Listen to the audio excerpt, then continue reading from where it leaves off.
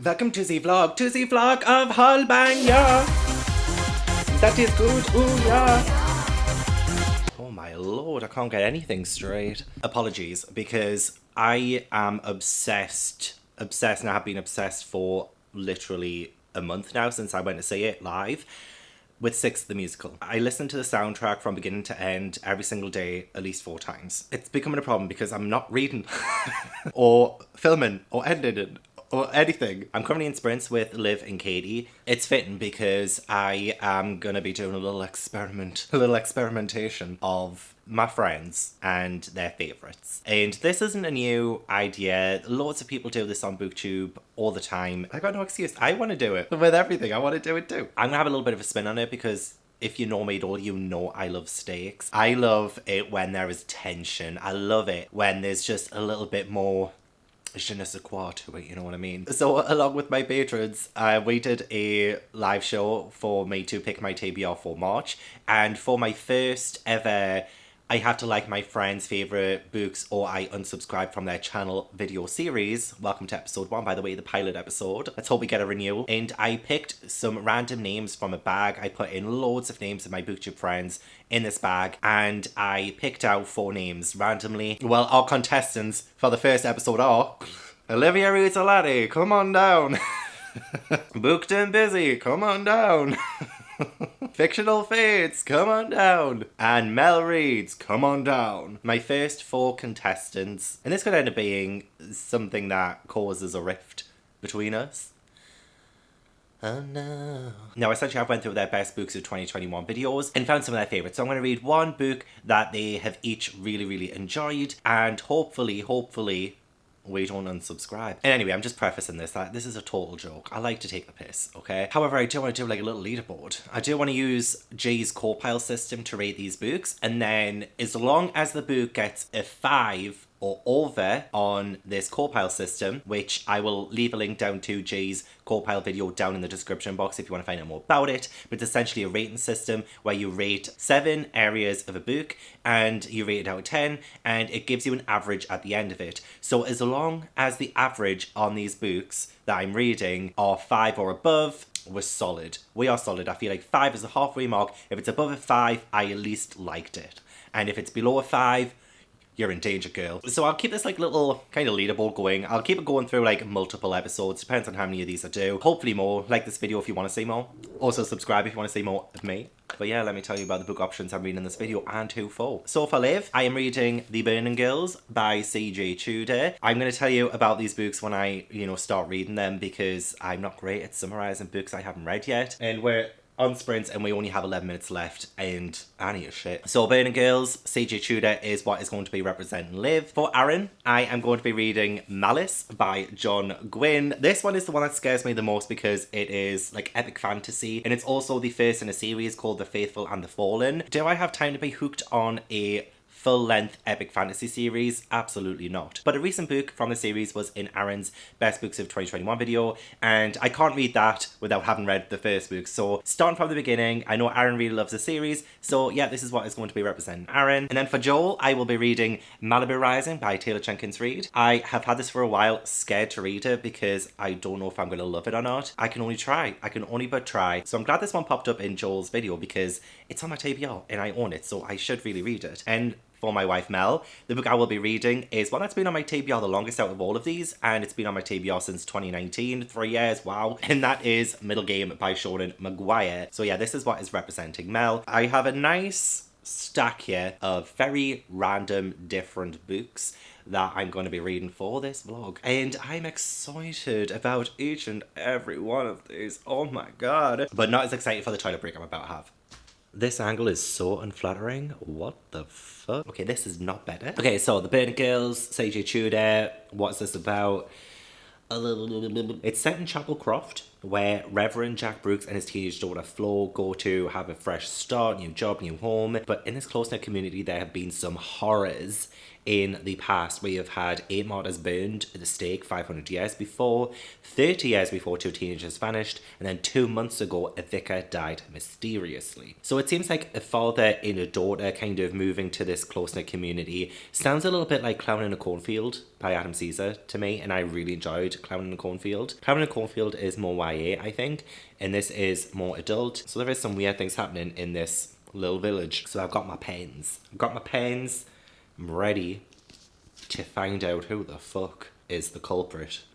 What is the mystery? Okay, someone sending them threatened messages. Okay, I'm gonna find out who the fuck that is. Don't fucking mess with me. I'll pop in. I don't want to do any spoilers, but I will give my overall thoughts and things with this as I'm reading. Try not to sneak a peek, see any spoilers about who it is. I'm gonna get to reading. I'm still on these sprints. So Erin has now joined the sprints as well. Amazing. So I'm excited. Let's get this fight started. Just started chapter 4, and I just want to quickly come in and say that the main character is actually a woman and not a man. I thought Jack Brooks, I automatically thought this was a father and daughter, but it's not, it's a mother and daughter, and I'm really liking it so far. I kind of like the atmosphere of them coming to this new Chappellcroft. It was quite comical to begin with, because you can tell just how much the daughter Flo doesn't want to be there, but then again neither does Jack. And before that as well, just the way that situation comes about is quite comical. Like, they just literally do not have a choice, and the things they come out with, even just like the narration style, like Jack is quite funny. I highlighted quite a few things, and I'm not a big highlighter person, but you know, I am trying. But I highlighted a few things on the first page. And just like the stuff that Jack comes out with, and I think you're a reverend and you're saying these words. Like, she calls the bishop a wanker. I love that. So British. But yeah, they've come to Chappellcroft. It's been interesting. There's already been, like, blood. There's already been a revelation that if I hadn't read the back of this, it would have been a bit of a shock. But I had read the back, so I did know it was coming. But that would have been a really good way of ending that chapter on that kind of, like, boom note, you know what I mean? But no, I knew. It's the case of the blurb revealing a bit too much. But then again, not too much, because I genuinely thought that Jack was a man. But yeah, I'm digging it. It's been pretty good. If I'm going to pay attention to anything these days, I also have to listen to the audiobook. So I'm reading physically and got the audiobook going at the same time. I'm on page 287, which means I think I've got about 100 pages left. Mid-book check-in, although I almost forgot, and I only have 100 pages left. So it's not really mid. It's not mid, there's nothing mid about it. I'm kind of almost finished. I am really enjoying it. I do really like it. I love the atmosphere of it. I knew I kind of would, because just even the whole premise of this with the burning girls, the kind of almost like a folk tale in this village. We also have the addition of the church, and our main character is a vicar.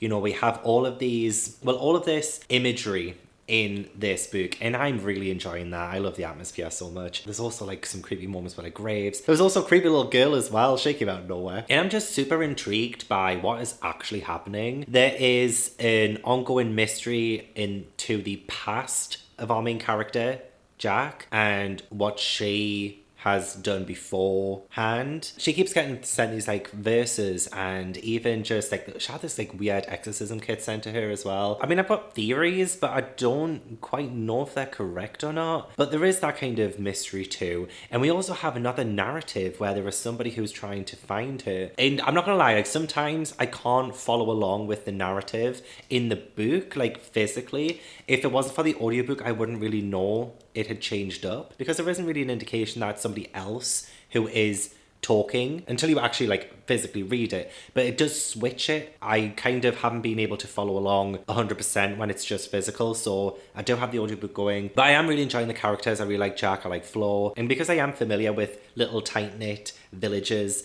especially in England, I'm familiar with how kind of weird people can come across as because of how friendly they can be, and you know, that kind of boundary between it. Okay, like, should I be worried, should I not? So I don't know how to take everyone at face value, so that's good for a thriller. But I'm enjoying it. I want to know more. I want to know what's going on. And I've heard there is like some kind of twists and things, and I know Liv doesn't really like the ending. I think Liv wanted something else to happen, so if it's what I'm thinking, I think I will most likely agree with Liv. If you know what I mean. You probably don't. If you've read this book, you probably know what I mean. But I haven't got to the end yet. But I'm seeing where it's kind of going, but I'm not 100% sure. And the chapters are quite short enough that I'm continuing to read, and I'm just like, I don't even pause the audiobook either. Sometimes when I feel like it's taking too long. I'll pause the audiobook for a bit and then start listening to the 6 soundtrack. But I haven't felt the need to do that because, yeah, the chapter is short, the punchy, I'm moving along at a really good pace. And I think I will finish this in like an hour. But I did want to give you some brief thoughts now before I finished it. And to let you know, like, I'm enjoying this thriller. I think it's a really good thriller so far. Although there have been quite a few cop-outs, as in like dreams and things. I'm not a big fan of dreams. I'm not a big fan of using that as, oh, this is a really scary moment. Ha! They woke up. I'm not really a big fan of that, and that's happened a couple of times. But I think that just comes with the territory, doesn't it? It's with any kind of horror or thriller. There's always, well, almost always going to be a moment where you think it's scary, but it's not. It's actually safe, you know? So that's happened a couple of times. Not the biggest fan of that, but it's not impacted my enjoyment of everything else. Oh, and also, I recently read a bit with a kind of really positive stance on homosexuality, especially since we are dealing with a vicar and what the church thinks of homosexuality. It's really nice to see that progressive look on gay people. So I really enjoy that. I like that a lot. And especially since today, I don't know if you've seen, but an author called Simon James Green, who I adore, he writes LGBTQ plus teen fiction, got banned from speaking at a Catholic school, and that news just broke today, even though it happened last week. And there's like this whole uproar thing about it at the minute. Yeah, that got me upset today. So it's really nice and reassuring to see a vicar in this book be affirmative that gay people, LGBTQ plus people, are not wrong, you know? So that's really nice. So I feel reaffirmed from this. But yes, I will continue reading. I'm going to be finishing it in an hour. Yay! Oh my god, I'm so excited.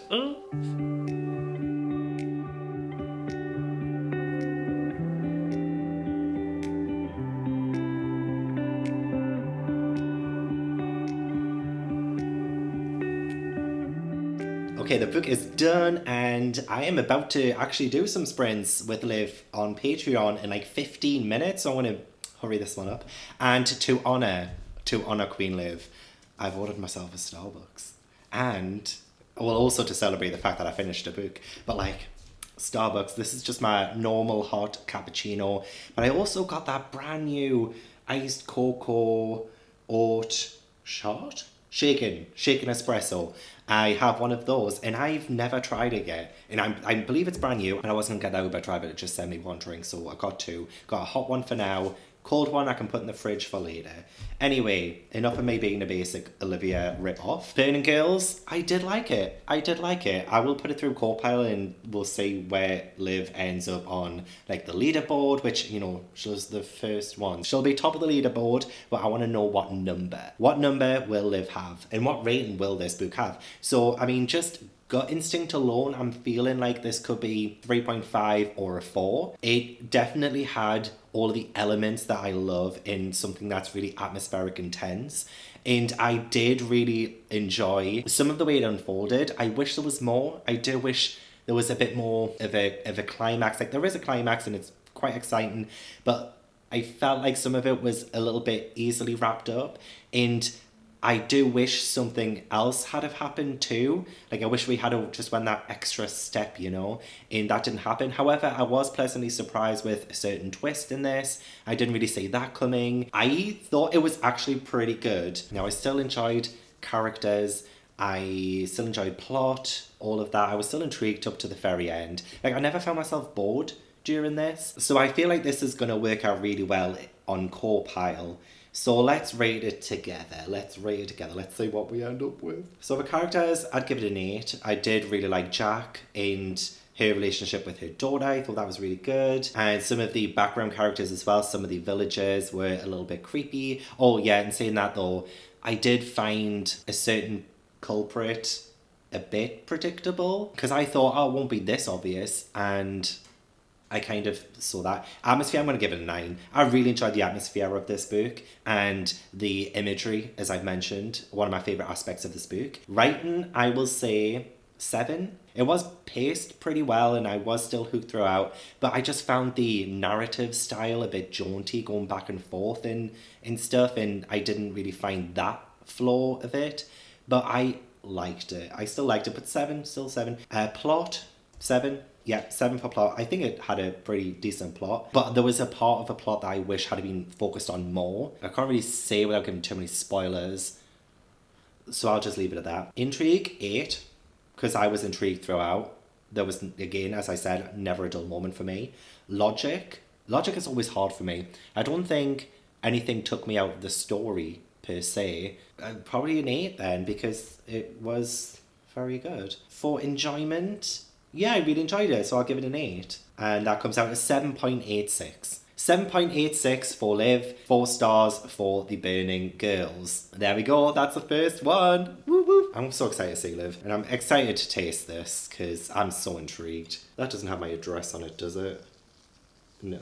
Okay, so let's talk about Malice. I am currently doing sprints with Liv, Mel, and Erin, and so 92 pages in, can I tell you what this book is about yet? No. I can tell you what the title of the book is, who the author is, a couple of character names, but not a whole lot has happened just yet. There have been some exciting moments. Each chapter has been a different character POV, and there has been some intriguing things said in certain chapters.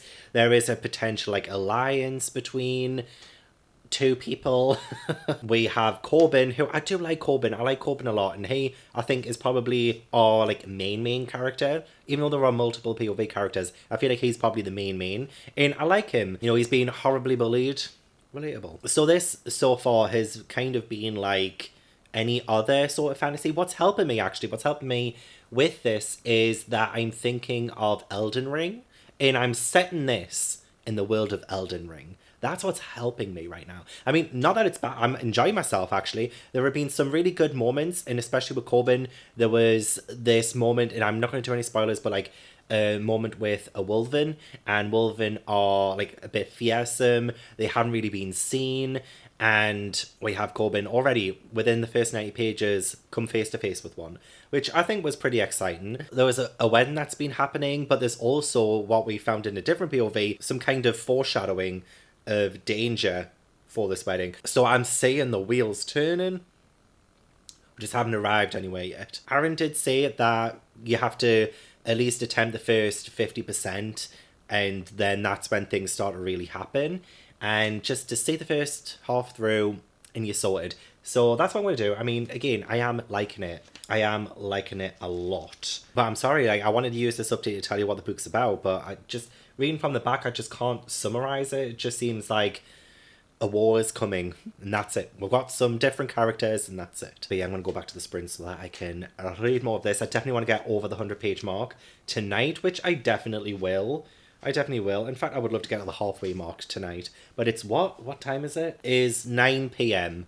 It's 9 p.m. So yeah, it'll not be too bad. So yeah, I'll still be awake until 3 o'clock in the morning anyway. There's no excuse. Maybe 200 pages in. Yeah, if I can make it to page 203, chapter 27, I will be very happy.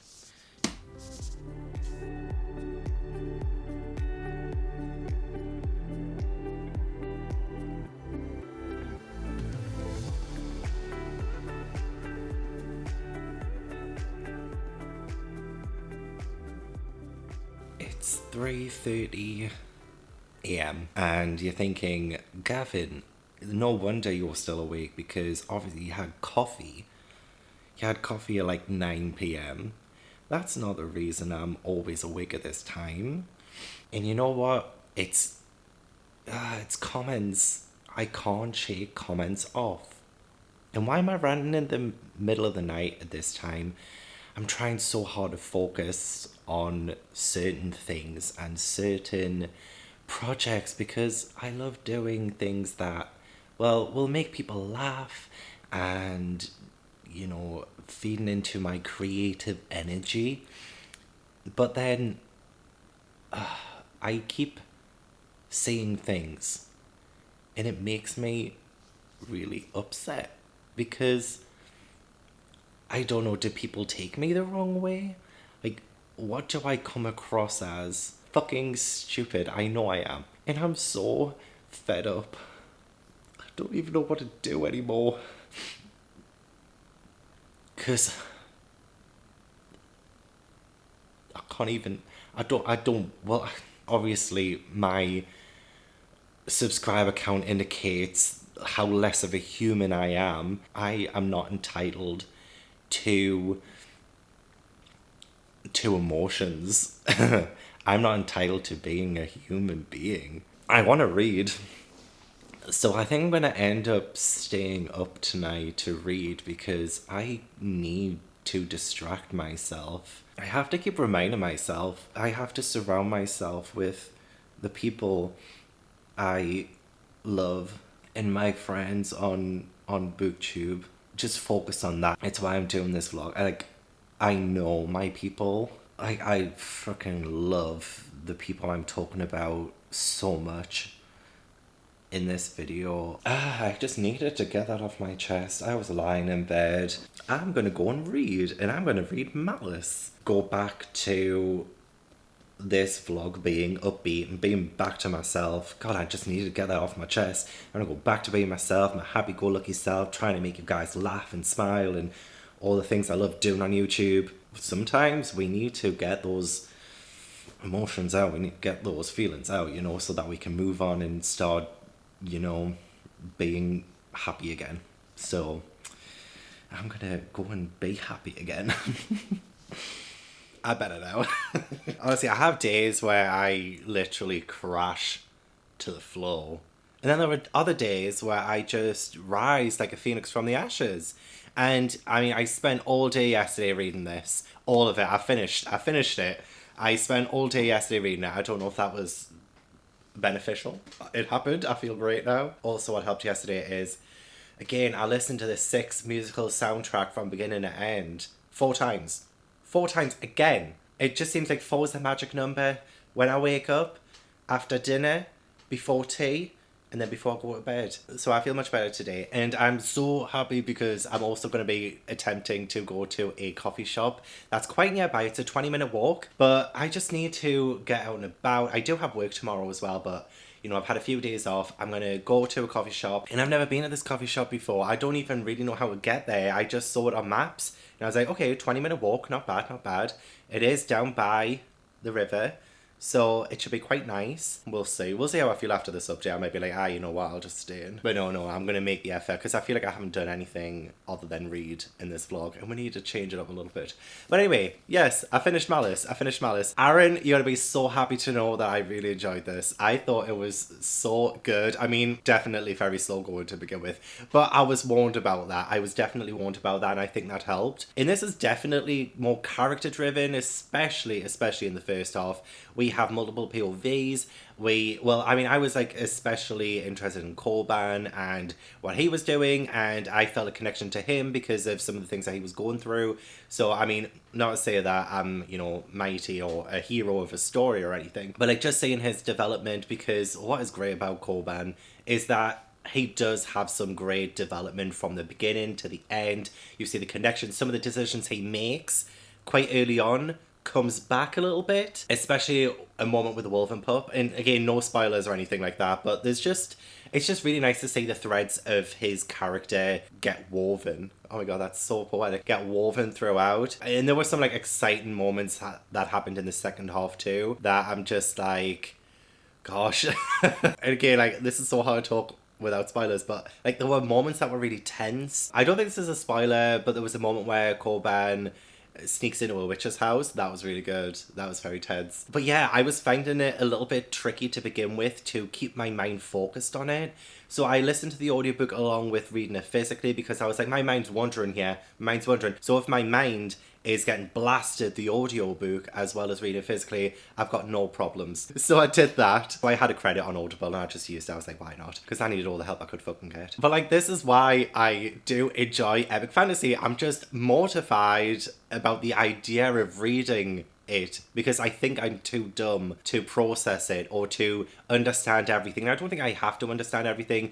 I mean, looking back on it now, I probably need another reread in order to pick up on a lot of different character moments, a lot of different things that were going on in this world. And it is quite an extensive world. It's not really like wholly magical or anything like that. It was definitely more, well, I don't know, like historical Celtic. It was more like the magic's there, we know about it, it's like more natural and woven in, you know what I mean? Like, it's not really too like, I don't know. I don't know how to explain that, but I wasn't finding myself too overwhelmed, essentially. I just had to make sure that I focused because, again, the first half of this was pretty slow. What does it say that when the violence really started and kicking in, that is when I was like, oop. But no, I kind of like the juxtaposition between violence and conversation and the use of words and how that can be used in order to, well, I guess in place of violence sometimes. And I like that kind of idea. I liked the overarching themes of that. I really like Tull.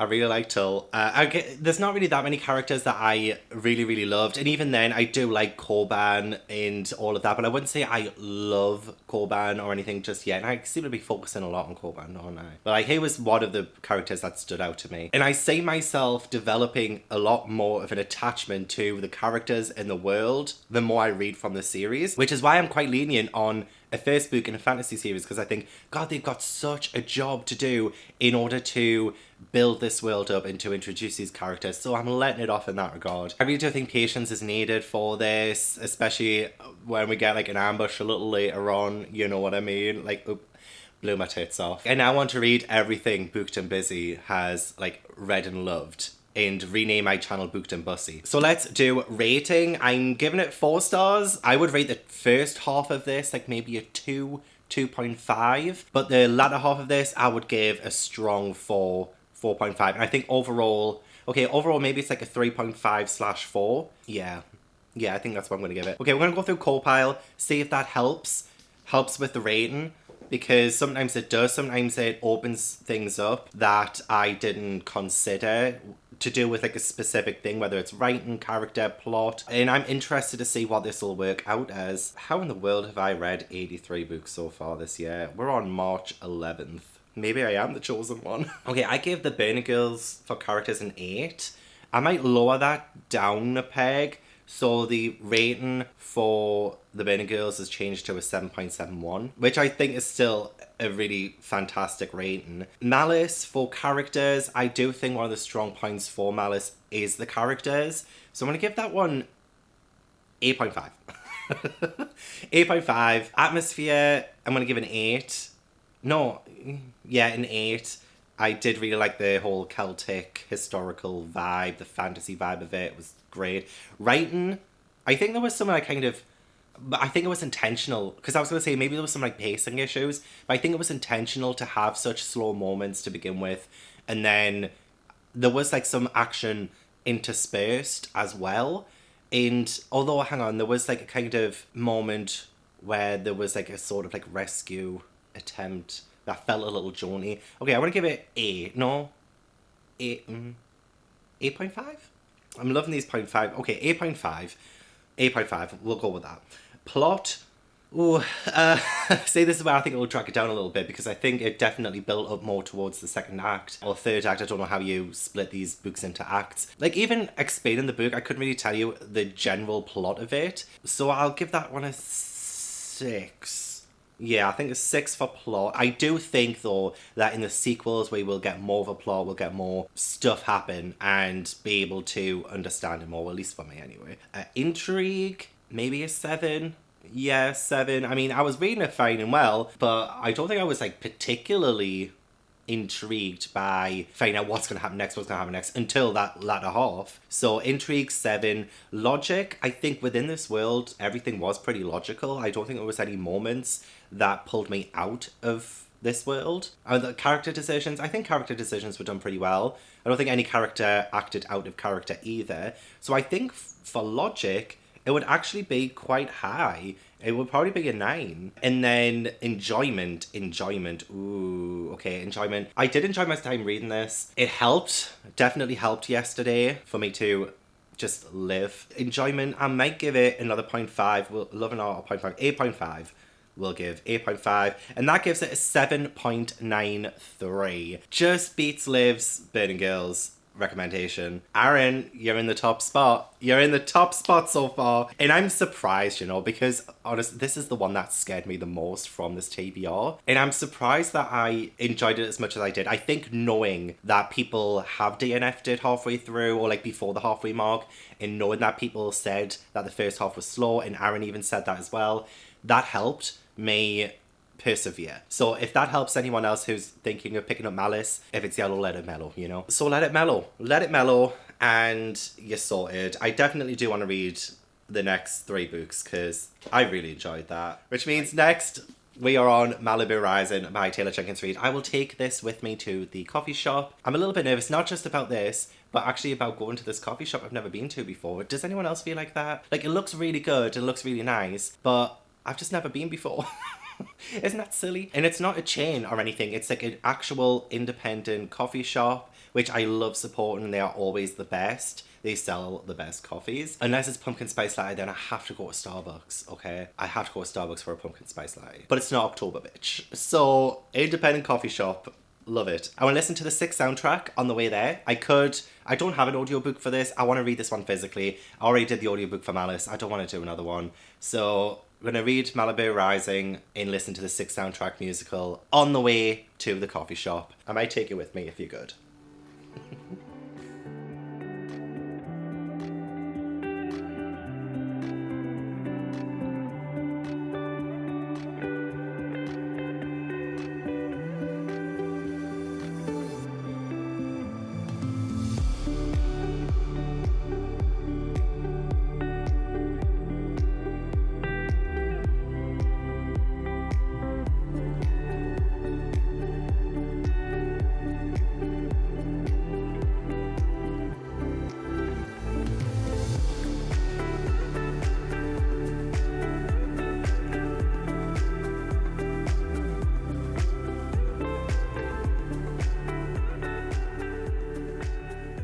Currently sprinting with Mel and Liv, and I totally forgot that I haven't even introduced you to Malibu Rising yet, what it's about. This vlog, like this week, has been a bit all over the place. However, I did go to that cafe and it was really, really nice. I loved it, and it's a dog-friendly place as well.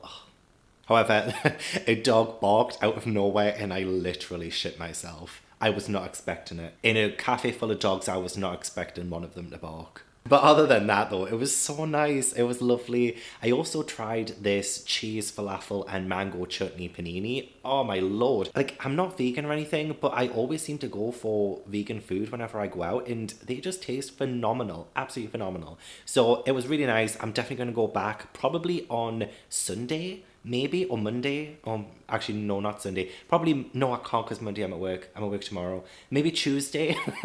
I'll definitely want to go back though. It was only like a 20-minute walk, and I listened to the 6th soundtrack. It was amazing. I was having the time of my life, and I am ready to tell you about Malibu Rising. This is Under the Dust Jacket. Yeah, so Malibu Rising essentially so far has been about the River family. It is River? I'm not listening to the audiobook, so I don't know how to pronounce it. Someone in the comments of the live show did say, oh, you should listen to the audiobook because it's pretty good. I want to see if I can just keep reading this physically. It's not on Scribd, and I don't want to use another credit on a book I'm already reading. So it's probably just going to be physical. But yes, the River family, we have Nina, we have her brothers, and I've already forgotten the name of them. Essentially, we are leading up to this party that's going to happen that night. So each chapter is a different time. And during these chapters as well, we go back in the past to their parents and what happened between them. And there has been like quite a lot of domestic issues, a lot of stuff going on between the parents. And it's been really interesting, although I am so frustrated with a particular character.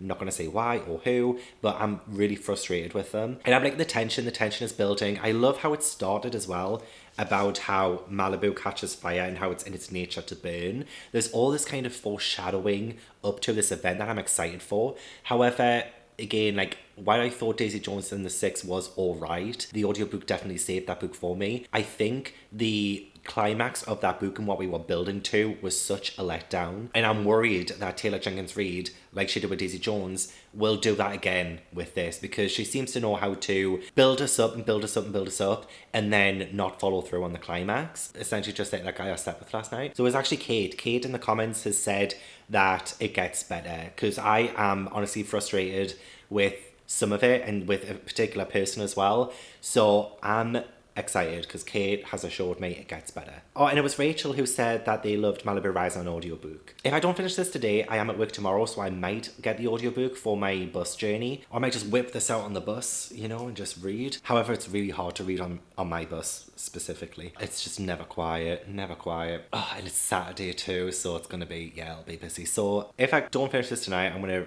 listen to the audiobook. It's only 8 p.m. I do have a pretty early shift tomorrow, but you know, I'm gonna see how much I get read during these sprints. If I can read in bed later, great. However, that's probably not looking likely. Anyway, I'm gonna shut up now because you don't want to hear this. But so far, I'm not hating it. So it's another book that I'm kind of liking. So I'm happy. Back to the sprints I go. Okay, it's 1 a.m. and I do have work at 9:30. My alarm is gonna go off in like 5 hours. So I should probably go to bed. I've just hopped off the sprints that I was doing with Mel and Liv. Erin as well came on. I didn't want to leave. Essentially, I did not want to leave, but I do have to sleep for work, or at least try to. If I'm not asleep in an hour, I'm hopping back onto those sprints and starting Middlegame. I'm so excited. Anyway, I finished Malibu Rising, and oh crap, I've turned my laptop off, so I can't give you like the core pile. I can't give you what final rating it's going to get until tomorrow night when I finish work. What a cliffhanger. I did like it. Character-wise, I thought like Nina, for example, was a really great character. I absolutely loved her drive and the strength that she has to get through what she goes through. Other than that, I do like her relationship with her siblings. In fact, that whole dynamic between like the four of them, because I don't think I mentioned the little sister as well. There is a sister that comes along and all of that. So there are like the 4 core siblings, which was really nice, and I love their relationship so much. Even when it's tested, it's nice to see how much they get through that. But a lot of the other characters, like say the dad, for example, McRiver, he is like the famous hotshot singer, the one who left their mother and all of that stuff, and all of the drama that really comes in this family is really because of him being a deadbeat dad. There was just a lot of adultery in this, a lot of, what's the right way of saying it? Like, I don't know, just like a lot of scumbag behavior. And that's, I guess, good in a way, because I just felt no sympathy whatsoever for the scumbags that cheat and expect second chances. But I was expecting a little bit more from like the whole party kind of aspect of it.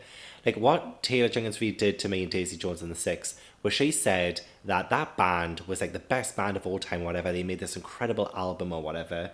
And like I never got to see why. Why was it the best album? Why were they a fantastic band? I never got to see that. So like with this one, apparently this is the party to be at every single year or whatever. And I'm just like, why? We don't really get to see that either. We get to see this party go off the rails. It definitely went off the rails. That was interesting. But it was mainly just like soap opera. And I just, after like Evelyn Hugo, for example, when I thought the plot and the like stakes of that one were just so well done and intricate, and just very, like the plot was just fantastic in Evelyn Hugo, I thought.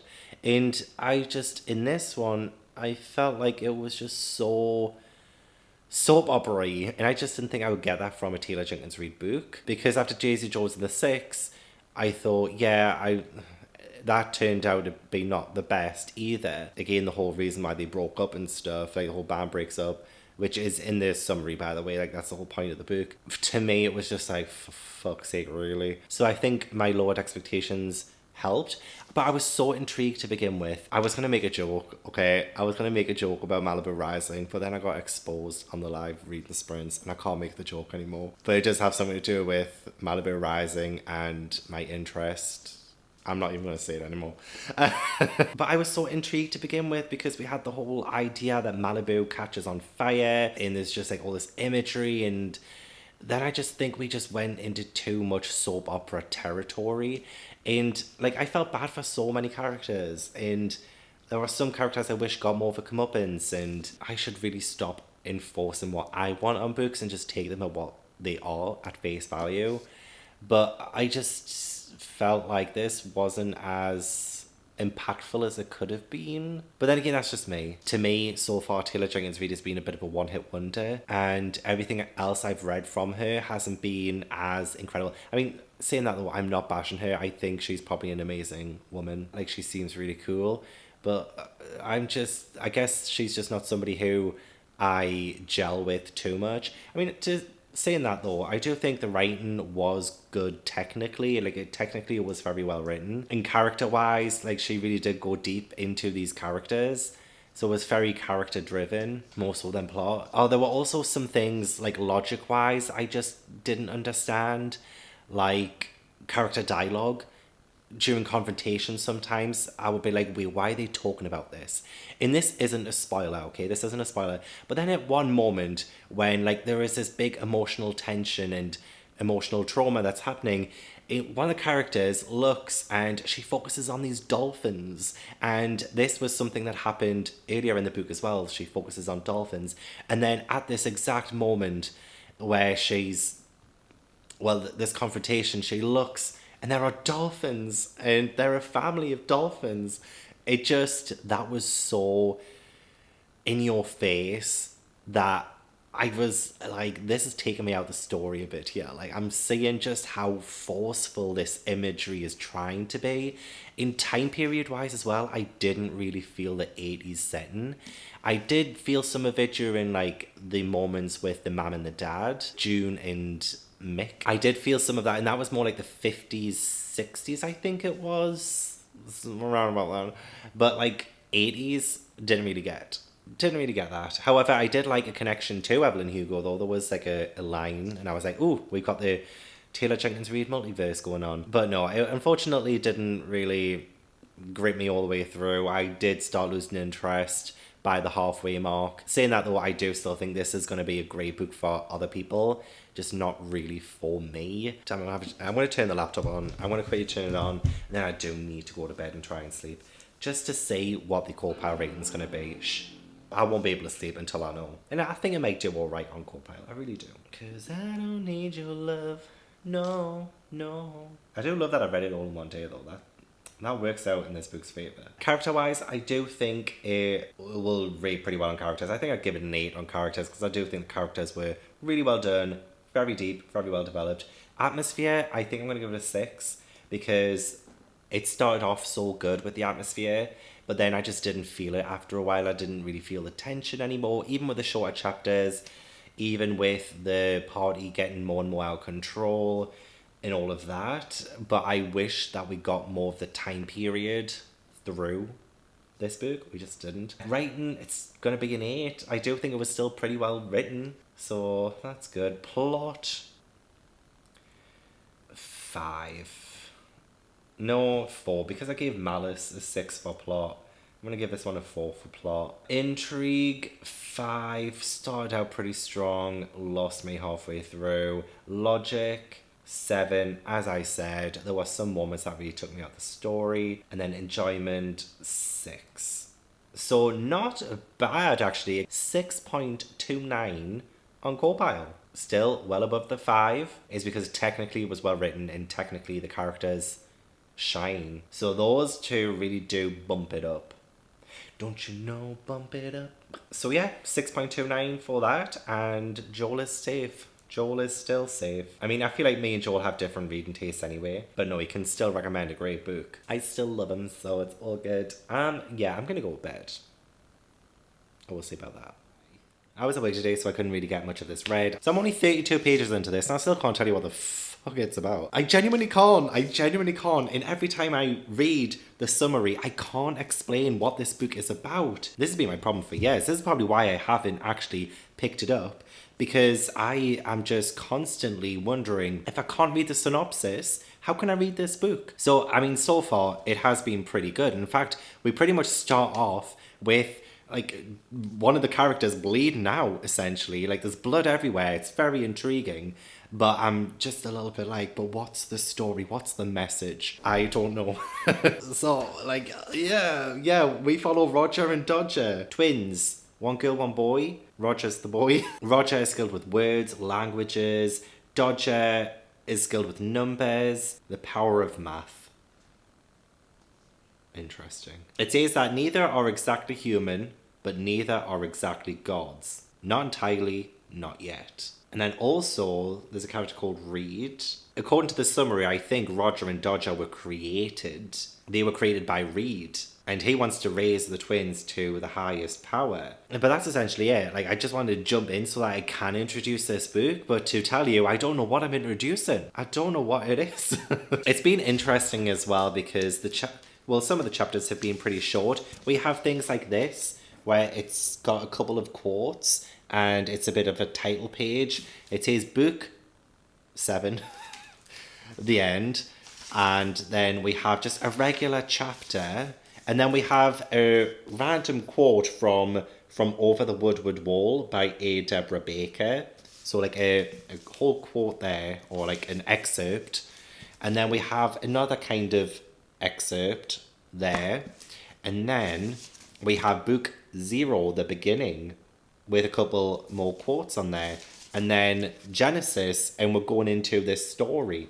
And look, I wasn't built for smart books. But if it's got a good story, if I enjoy the characters, if I'm entertained, I think I will enjoy it.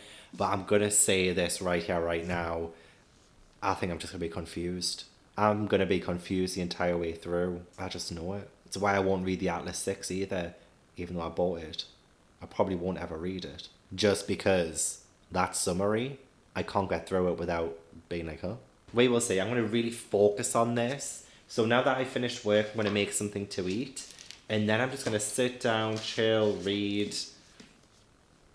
and hopefully take it in. I was going to make myself go on Uber Eats and order me something to eat. That's what I was going to do. Oh, I'm such a lazy cow. I'm halfway through.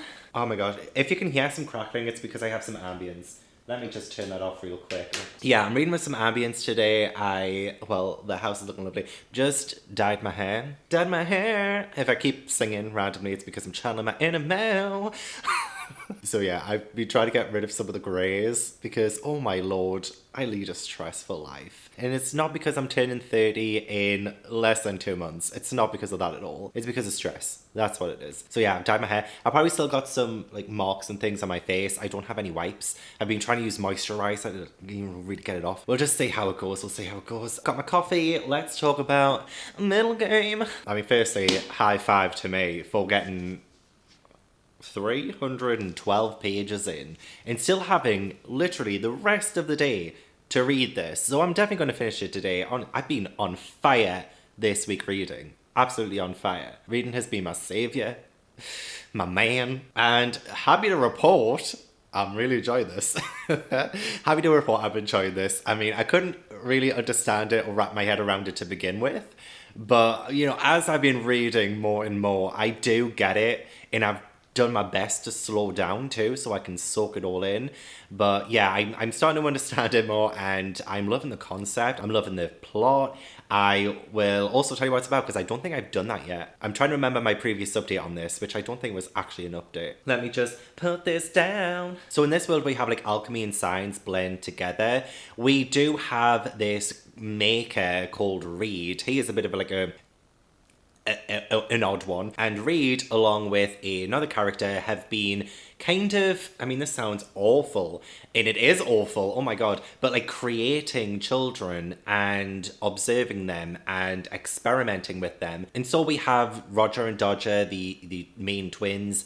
They are separated so that Reid can say if this ideal of the doctrine will manifest in doing so, because the twins, all of these children have like a half of this doctrine imbued in them, infested in them. So we have one that is like the math side and the other one who is the language side, in the hopes that this doctrine will come to pass, come to be, essentially. I don't know if I explained that very well, but like I do kind of get what's going on-ish. Like it's a world of alchemy and science and all of this, and like I'm doing my best because each part of this book is split in 2 books. Like I think there's like 8 books in this. And what book am I on? What book am I on? Okay, and I am on book IV. What's that again? That's 4, isn't it? I think that's book 4. I'm on book 4. There's a few time jumps happening. There are different things happening. I don't really want to spoil for you, but like I'm paying attention to like time, and at the start of each chapter there is, you know, a date and a time and things. So I'm trying to keep that all in mind. Like I'm using so many different threads of what's left of my brain to make sure that I'm keeping everything connected and dotted and stuff. And yeah, I feel like I'm doing all right. I'm actually surprised at how alright I'm doing. I mean, not great. I'm still not doing great. I feel like this is the kind of book I'd need to reread immediately in order to get everything. But I'm definitely enjoying it. I'm enjoying how stimulating it is to my brain. I feel the same way about, like, say, House of Leaves or something like that, where it's just such an interactive reading experience that I can't just sit there and just have mindless fun reading it. This is one where I'm like, this is me reading this book. Like, I can't even blink. If I blink, I'll miss something. I am loving Roger and Dodger as well. I don't think it's a spoiler to say that they do end up coming together, because we start off in media res. We start off with something that's happened when they're together, and it's quite dangerous, and it looks like a bleak and desolate situation, and that was so exciting. So I don't think it's a spoiler to say that. And I don't think it is. It's probably written in the summary and stuff. Because again, it's like the time jumps and stuff, so I'm trying to make sure that I piece together and say the right thing about what's gone where. But yes, we do start off in the action, and something's happened, and it's great. Okay, so I love their dynamic. I love their relationship. Even though they were separated when they were very young, they can still communicate with one another, or at least could communicate with one another through their minds. And like that was really interesting, so that when they do like eventually meet up and things, their chemistry, their connection and stuff is like incredible. Like not in a romantic way, absolutely not in a romantic way, ew, but just their chemistry, you know, and how connected they are with one another. It's so good. Like, there's just so much that happens between them that you do see different sides of each character, and they're just both very complex and interesting. They're so different as well, but yet they are so connected.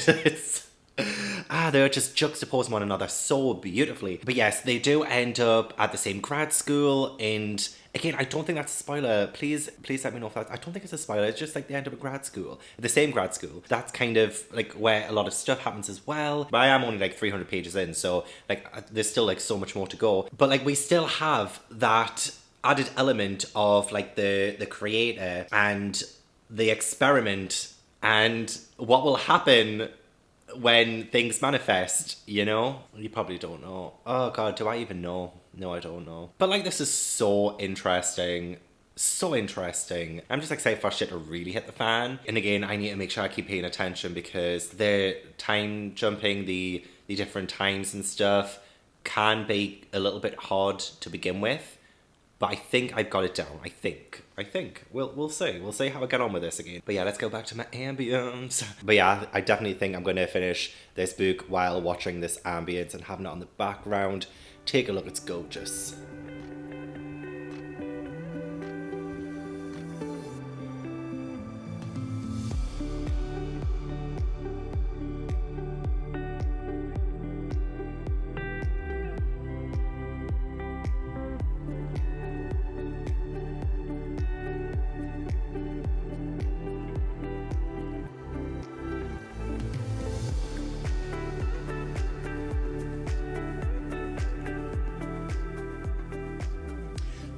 We're finished. To wrap up my thoughts, this book, it was so... I'm just going to get into ratings. Okay, so, characters.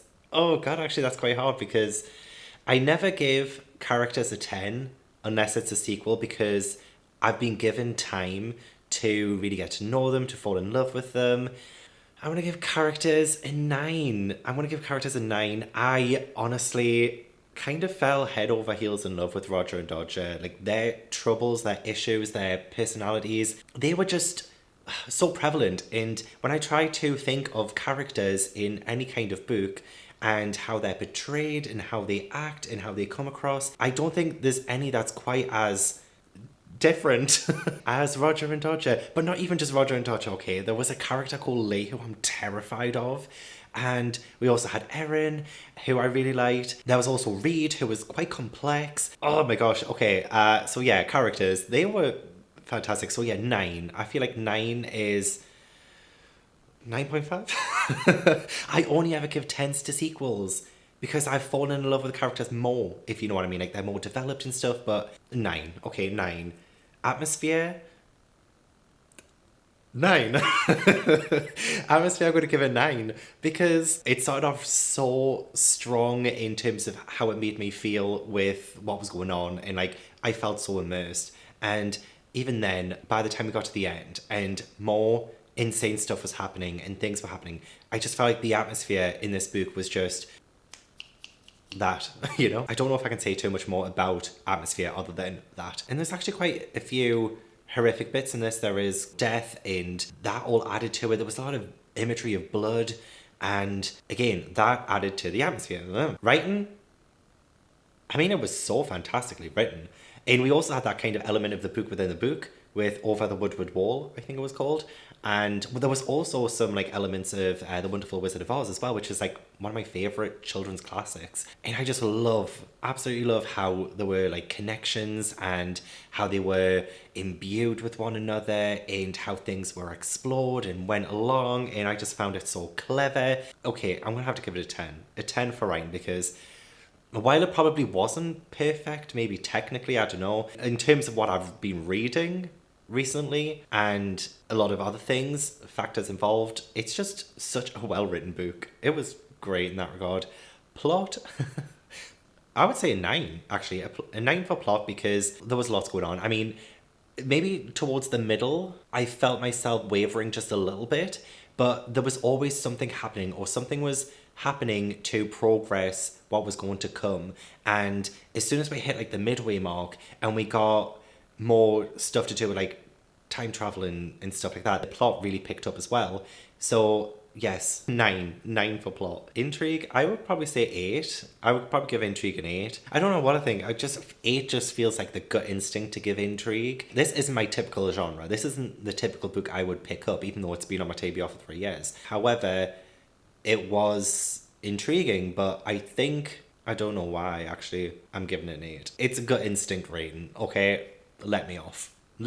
Logic, I would probably give a 9. I think in terms of the world, there was, again, no times when I felt pulled out of the story. I think everything played by the rules of the world. I mean, even though it was a little confusing to me at times, honestly, believe me, but I don't think I was ever pulled out of the story. So logic gets a high rating. And then enjoyment, I enjoyed it so much. I wouldn't say it was a perfect 10 though.